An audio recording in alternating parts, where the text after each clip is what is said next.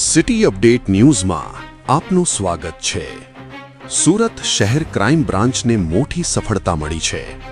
છેલ્લા 15 વર્ષથી અડાજણ અને ખટોદરા પોલીસ સ્ટેશનના ચકચારી ધાડ અને લૂંટના ગુનામાં ફરાર રહેલો 30,000 રૂપિયાનો ઇનામી આરોપી લખનૌમાંથી ઝડપી પાડવામાં આવ્યો છે।